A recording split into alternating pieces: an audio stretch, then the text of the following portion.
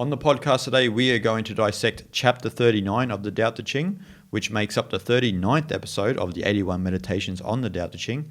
And as usual, Guiyang will read Jia Fu Feng and Jane English's translation, and I will read Derek Lin's translation. These things from ancient times arise from one. The sky is whole and clear. The earth is whole and firm. The spirit is whole and strong. The valley is whole and full. The 10,000 things are whole and alive. Those in power are whole, and the country is upright. All these are in virtue of wholeness. The clarity of the sky prevents it from falling. The firmness of the earth prevents it from splitting. The strength of the spirit prevents it from being exhausted. The fullness of the valley prevents it from drying up. The growth of the 10,000 things prevents their extinction. Good leadership by those in power prevents the country from failing. Therefore, the humble is the root of the noble. The low is the foundation of the high. The wise consider themselves orphaned, widowed, and worthless. Their humility is the source of their strength. Too much success is not an advantage. Do not tinkle like jade, or clatter like stone chimes. Those that attained oneness since ancient times. The sky attained oneness and thus clarity. The earth attained oneness and thus tranquility. The gods attained oneness and thus divinity. The valley attained oneness and thus abundance. The myriad things attained oneness and thus life. The rulers attained oneness and became the world's standard. These all emerged from oneness. The sky, lacking clarity, would break apart. The earth, lacking tranquility, would erupt. The gods, lacking divinity, would vanish. The valley, lacking abundance, would wither. Myriad things, lacking life, would be extinct. The rulers, lacking standard, would be toppled. Therefore, the honored uses the lowly as basis. The higher uses the lower as foundation. Thus, the rulers call themselves alone, bereft, and unworthy. Is this not using the lowly as basis? Is it not so? Therefore, the ultimate honor is no honor. Do not wish to be shiny like jade. Be dull like rocks.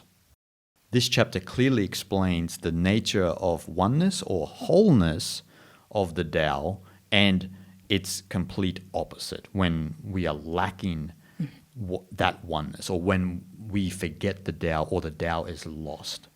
And so this unpacks every layer of that, from where that the Tao is central of everything, and then we go down to its opposite where the separation exists, from not living from the humble place. Because in this chapter, oneness is the quest best undertaken in the spirit of humility. Yeah, that's right. The oneness or wholeness is here kind of saying one aspect of Tao, but at the same time, it is Tao as well. So in some sense, this oneness which the 10,000 things originates from is, you could say, a little bit like a Tai-chi. Tai-chi and Uchi elements. So Tai-chi is the movement of the energy. That is what creates that 10,000 things. So here the oneness or wholeness, it could be identical to Tai-chi. But then Tai-chi is also come from the Uchi, which is the complete emptiness. That is actually they are the same thing. So that Tai-chi is an aspect of Uchi, the aspect of Tao. So that the wholeness, the oneness here is the Tao, but at the same time is an aspect of the Tao. So that is what, again, prevents Earth from splitting or a country from failing. So it's the most fundamental, more foundational value, the strength of the universe, and that is a humility. Yeah, the wise one would always put themselves in the low place, would consider themselves as widowed, as worthless, orphaned, like this. It sounds a little bit maybe extreme, but that is what holds the whole entire universe together. that strength which is humility. This is why Taoism is a system of integral non-duality.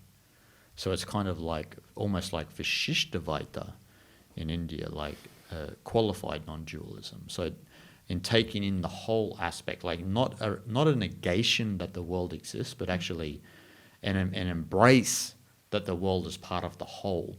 And I like how you mentioned the Tai-chi, because if you look at the symbol of Tai-chi, which is the yin and yang, that is the completion from Tao in stillness, Uchi, to Tao in motion, Tai-chi. And so that symbol itself kind of encapsulates the whole of existence, including Uchi, right? We could say, okay, fundamentally, Tao is Uchi, is Tao in stillness, and then it moves. Similarly, in Advaita Vedanta, where we have Nirguna Brahman, so Brahman without qualities, and then we have Saguna Brahman, Brahman with qualities.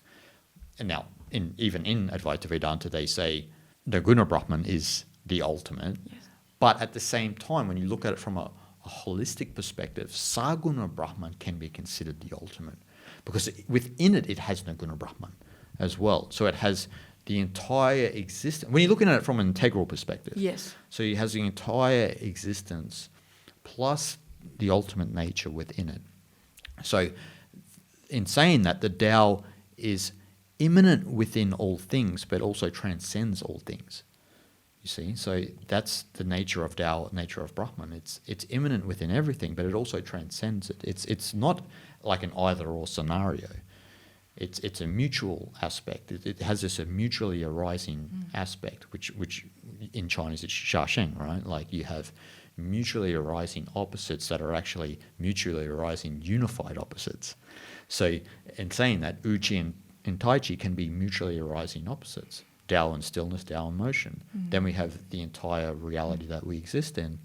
And as Lao-tzu says in this chapter, it's when we just look at nature as it is without interfering with it, that's how we actually feel the whole, feel the oneness in our life.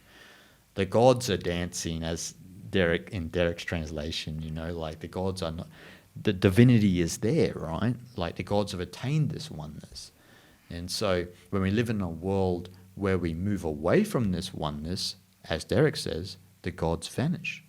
And the irony is, as we see in the world, we're living in a very godless world at the moment where people are turning their back on religion, and certain narratives in the world undermine traditional cultures and traditional values, where those traditions have been passed down since the dawn of time. If we look at India, since the rishis, the 7 rishis, you have the Vedas, and you have this whole lineage of knowledge that is still with us today. It's amazing, right? But then you have this small minority of people within this generation who say, no, to hell with all this is all nonsense.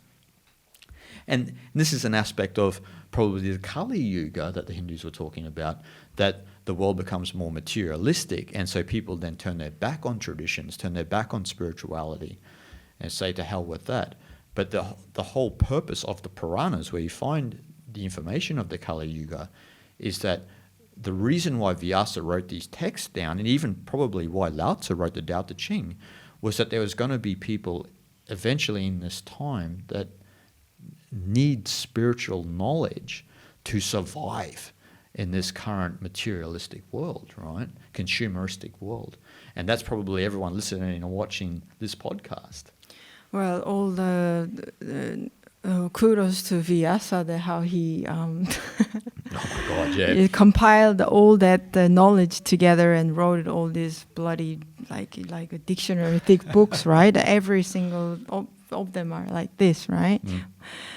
Yeah, so it's very important to acknowledge that we have that oneness and wholeness in everyday life. I think that's what's most important thing. Again, the very purpose of this discussion and the very purpose of us studying these ancient knowledge and philosophy is what? To be able to apply to our life, right? Just to know about it is not going to make any change, actually. So that we need to apply this to our lives, and that is to acknowledge and understand the wholeness and the oneness aspect of Tao is in our daily life. like you mentioned, the Vasishtavaita is actually very, very important. Even in Hinduism, the people think that all is Maya and this is not real, and like all is Shiva, so that they don't take any accountability to their life, and they just don't take things very with a grateful attitude, right? But again, the movement of energy, movement of Qi is the aspect of the Tao, and understanding that, and we are living in that, and we will be able to see our life in a kind of very different way, so that it gives us, I think, a bigger picture and a different perspective of our life, right?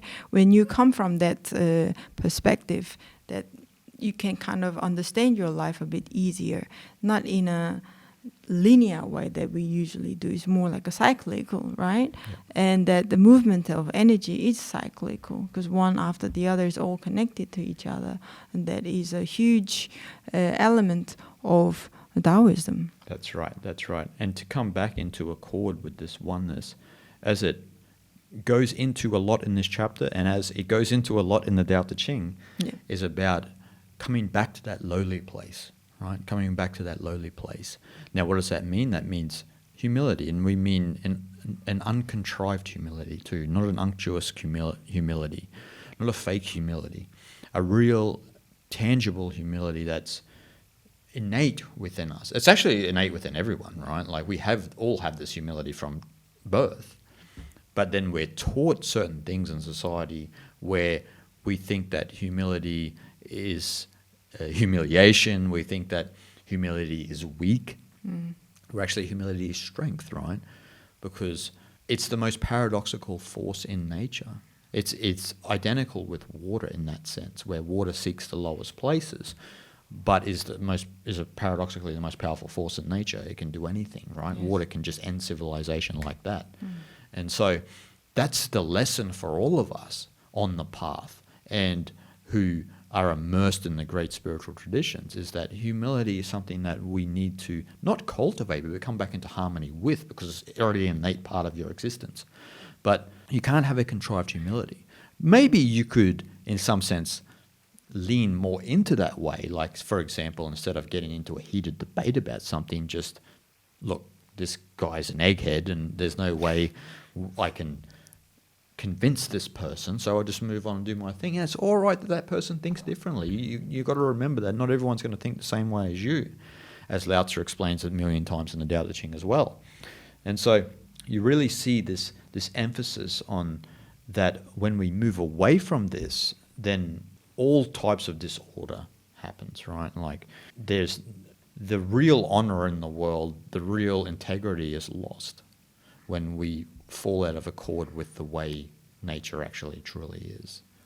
Yeah, one of the lines in this chapter talks about the firmness of the earth, right? And what usually happens when this gigantic building construction going on, what's the first thing they do? Is the foundational work, right? If foundation can't hold a gigantic building, is a whole amount of work they went into will go nowhere eventually, right? It'll just fall. So it's simply as that, and that how the foundation is important. That foundation has to be strong enough to hold that gigantic building, that weight, that all that material that's gonna be on top of it, right? So that's how important it is. We don't pay much attention because we are in that level, maybe looking down, so that we just take it for granted. Yeah, of course there's ground, there's earth, and there's soil and whatnot. But without that foundation, nothing can be built upon that, on the earth, really. No. So again, to be really honored is to be in that place and become that firmness of the ground, the firmness of the earth. Then we will be able to carry, however heavy, that the building that we are trying to build within ourselves, right? Internally, if you were to have a strong strength, just let's say patient resilience, this kind of things. That the stronger it is, more we can endure, more we can carry the weight. Yeah. Simple. Simple, yeah. We live in a world now where we're trying to build the roof first. Good luck with that. Hey, I'm going to start working on the ceiling. I don't really know how that makes sense, but yes, let's see how we go. We're just trying to rush to get there first, right? Exactly. And I like what you said about resilience, right? Like we live in a world now at the moment, unfortunately, where we've lost that kind of resilient attitude and we've become overly sensitive about every little thing. Someone could say something to somebody now in this day and age because of social media too. Remember, this never happened before social media. Maybe if depending on the circumstance, but not to the degree where you can say someone can look at you now, right? And if they disagree with one thing about you, you're gone. You're cancelled. Imagine how can you agree with every little thing from every person? We used to live in a resilient world where, you know, if you did disagree with someone about something, it'd be like, whatever, like, you know, we agree to disagree, we move on. I still love and appreciate you, and we just, whatever. Like, how can, like, I don't understand this new psychology of if you're not up with the moral flavors of the time, and if you say anything out of accord with them, or if you express a viewpoint that I don't agree with, then you're instantly cancelled. This is a sign of weakness and oversensitivity and a lack of resilience, right? And in some sense, this goes to how we're raising our children in this day and age and how education is raising our children, right? Like there's an NRL coach in Australia, a National Rugby League coach in Australia, who has gone on record to say that over the 30, 40 years that he's been coaching, he's noticed men get weaker and weaker and weaker as the generations go by, and he's had to tend to this kind of oversensitive psychology that has happened to them, right? And this is not just men, this is also women as well. And so the social dynamic is destabilizing individuals. And so, again, as we mentioned in the previous podcast, you need to live with principles and not get pushed here and there by whatever the narrative is of the time. Lao-tzu would never do that. Lao-tzu would actually just leave the society. That's a fact, right? He understands the Tao is the oneness of reality. And so everyone else pushing their own dualistic agenda is looking at it just going like, what is this insanity? There's no trust. There's no empathy, no compassion. There's no resilience.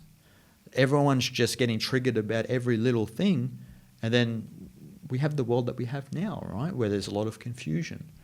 Where if Lao-tzu was the president, then maybe things would be different. He'd be promoting wu-wei. Let's follow the path of non-interference. Let's love and appreciate everyone else. Let's accept the fact that we all think differently in certain ways. Cultures are different. This is naturally how nature is. There's aspects of the world that are different and things develop differently, but there's a lot more similarities and differences. We never highlight that, right? There's a lot more similarities between different cultures than there are differences. And for you and I, because we're ardent travelers, we love the differences. That's why we go to different countries. We like to see the differences. But one thing that we notice all the time is that the people are wonderful. They're humble. They appreciate you and anyone else. And it's a false narrative that we actually live in this world of conflict. It's a byproduct of whatever the agenda is of the media networks and whatever the moral flavors of the time are. When you walk out into the street, everyone's hunky-dory, everyone's all good, you know. So, but we've lost this understanding of this innate oneness. It is, I think, as simple as just being mature. Having a bit of a maturity. I think just accept the difference. Sometimes we disagree. Well, life is sometimes not going your way, and just being mature from it. Yeah. Being have the maturity, I think. And what's sad is that what you just said is mind-blowing for a lot of people. Like, it's common knowledge, like just 10 years ago, before social media was a thing, right? But now it's like, did you hear what Guy Young said? She said it's just about being mature. And it's like, let's just be able to listen to other people, although you don't agree with that person. I mean, that's just being a mature person, right? And again, if someone's trying to force something upon you, you have the resilience to just say, I'm okay. I'm fine. I don't need to know what you're doing. I don't need to understand what you're doing. You don't want to understand what Taoism is or what Vedanta is or what Buddhism is, and that's okay. That's okay. It's always been that way anyway. This what we're doing here has always been for the real minority in the world, and we're completely fine because that's the nature of the reality, you know. I mean, yes, Vedanta and Taoism and all these ancient wisdom traditions not for everyone. But if we were to not be able to accept that fact that we'll just go out and just giving pamphlets on the street, that's very un-Taoist, right? Yeah. So, I mean, they're simple as that. And again, when you pointed out that the weakness, when people think of humility, is like they associate with the humiliation and being weak and this and that, and how in general, the society is getting softer and getting weaker, is allow people to be overly sensitive and soft. Yeah. And I think that eventually will lead into like dying of like a high level of expertise, for example. For example, like just as simple as the builders, for instance, and building like strong structures that stand after 100 and 200 years, right? And or even like, let's say, a heart surgeon or something like that. And that kind of people, the brilliant people, often come from a harsh environment. Yeah.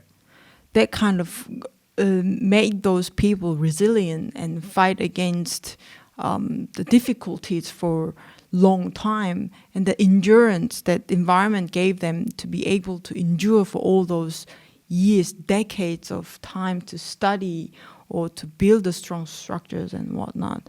Whereas nowadays everything is kind of instant culture, right? And that makes us soft. Yeah. And that'll eventually come around and will give us a lot of disadvantages. Well, that's why Lao-tzu says anything that is great, as you were alluding to, is built from a strong foundation. So everything we have today is built from a strong foundation, right? Like the traditions we have, the lineages that we're a part of, even the spiritual lineages, are built from a strong foundation from the beginning. And then there was slow work to get to where we are now. And so you and I have the advantage of being in 2023, where we can have access to all of this great spiritual knowledge built on the back of the greats before us, right? And so that's with anything though, right? Like it's, like you said, we live in such a get it now, get it quick culture, whereas anything great takes time. You need to build slowly and have patience and understand that all good things come to those who can wait.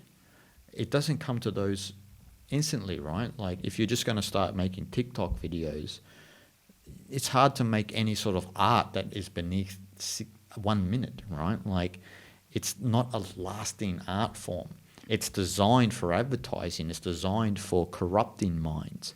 It's not designed for education, for art, for furthering humanity.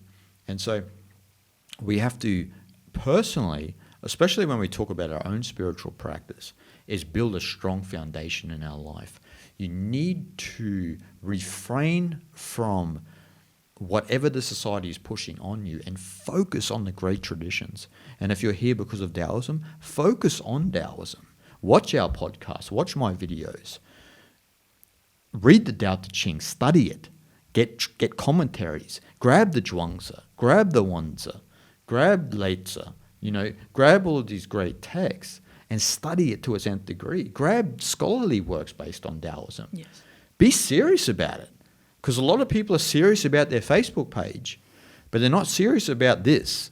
It's like it becomes like what you said, like a get it now fast food thing. Like, I like to have a little bit of Taoism every Sunday, have a little snack, and then back to doing what I do best. So build a strong foundation, especially if you are a spiritual aspirant. You need to just build a strong foundation. Make sure you're meditating a lot. Make sure you're studying a lot. And don't care about what other people say to you. Like you always get this new spiritual shaming that comes from the West now. Oh, you're a reader. oh, you need to read books still. I'm at a different, higher level. And it's like instantly when someone's shaming someone else, you know that then, you know, they're not really following the path. First of all, if you're not reading, I mean, what the hell are you doing? It's part of the path. You know, the great texts, you need to understand what they are because they've come down from the rishis, they've come down from Lao-tzu and Zhuangzi, Gautama the Buddha. And you're going to say that you are greater than them? No, you're not. No, nowhere near it. No. Nowadays, people like to talk about the mental fitness a lot, right? And the mental fitness, that's more like in relation to like a depression and mental illness and whatnot, the anxiety problems and things like that. And I think all that kind of things are related to how we are losing the ability to be able to focus on one thing for a long period of time at a deep state. And being in the deep state of mind is completely natural to us, completely natural to our brain. That is, again, in connection with what you were talking about, studying these classics. And when you read and study classics, you have to be able to really concentrate at a very deep level and for a long period of time to actually understand the core teaching of it. And again, I see that because of this fast food culture, we are losing this ability, unfortunately. And in our brain, we all know what dopamine is. The dopamine is like a hormone that produces within the neurosynapses, which makes us feel good.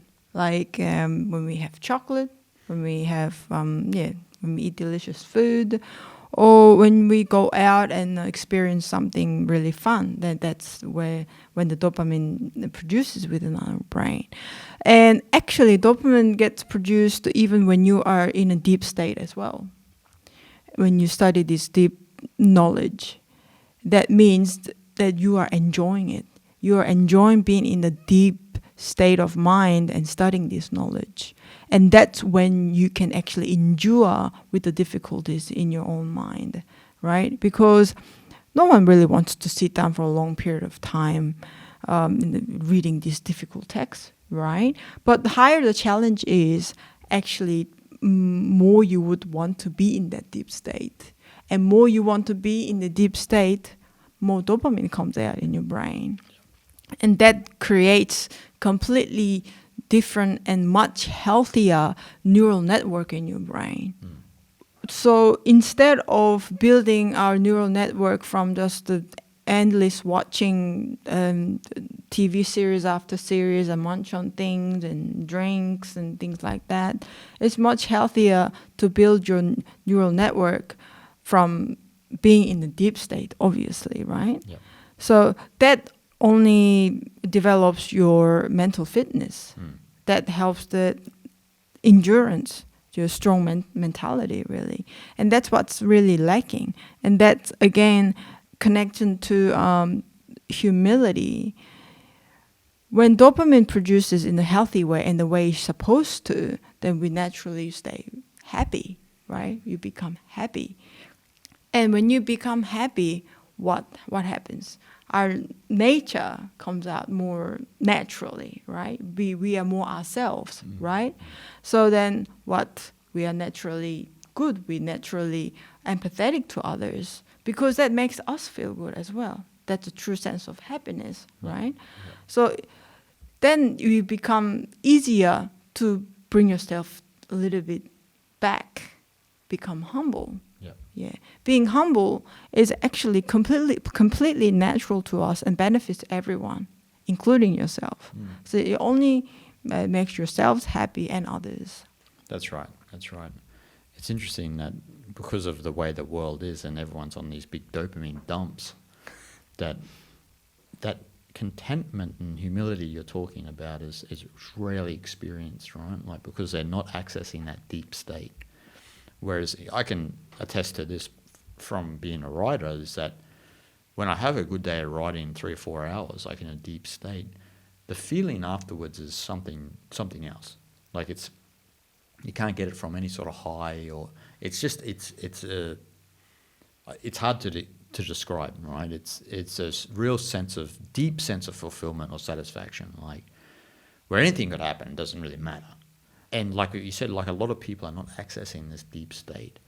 And we were talking privately about in Neo-Confucianism about how there's this concept of deep thinking that in some sense some people have more of that turned on than others, this ability to think deeply about certain things, where some people don't have that. They swim in the shallows a lot. But we all have it. Some may need to cultivate it a bit more. Some it may feel natural to them. But we've built a society and culture where we're implored to swim in the shallows. Don't think too much, okay? Don't use your brain. Let the world think for you. You'll be fine. There's AIs. Yeah. Don't learn how to write. Don't worry about grammar and this and that. Let the robot do it for you. So, look, we're going down a really dangerous path when we're doing that, because what happens to the human mind when we continually outsource things, we constantly get dumber. It's a fact. If we look at literary levels back in the early 1900s, we look at the vocabulary people were using, and if we look at ours, it is absolutely destroyed. That's why if you read books from the 1800s and early 1900s, sometimes you're reading them and you're going, wow, like the sentences are like a paragraph long. And this, this is again a contraction of continually outsourcing, right? So, and some people may say, oh yeah, but grammar is just, something. But when does the tide stem? Because we keep saying, oh, it's just something innocent like grammar, it's okay. But this is constantly going on. We're constantly outsourcing things. And then the eventual outcome is that we're just the constant couch potato. So we just live on the couch, the toilet seat will be on the couch, you'll be getting deliveries, and then all you'll do is just live on Netflix. And then they will be telling you what their ideological framework is that you need to support so you can go around and share it on Instagram. And so that's the dangerous place that we're going to, right? And so, if Lao-tzu saw the world now, he'd roll. I don't know what he would do, jump off a bridge probably, but he would be dumbfounded. Yeah. But getting back to the spirit of humility in relation to oneness is that each and every one of us on the personal level has to come back to this lower place, isn't it? Like if we operate from there, as we were talking about before, like things can happen and you're not really triggered by it. It's just life. Things happen in life, right? Like you're not so attached to your self-image or your worldview of the world that you can just allow things to happen. And you know that even, say, on a personal level, if you disagree with it, you know that's going to change as well. Change is constant. So you become the master of change. So you understand that is going to change. Everyone's triggered by it now and they're angry about whatever it may be, but it's so temporary. Yes, it's all about holding your ground firmly, isn't it?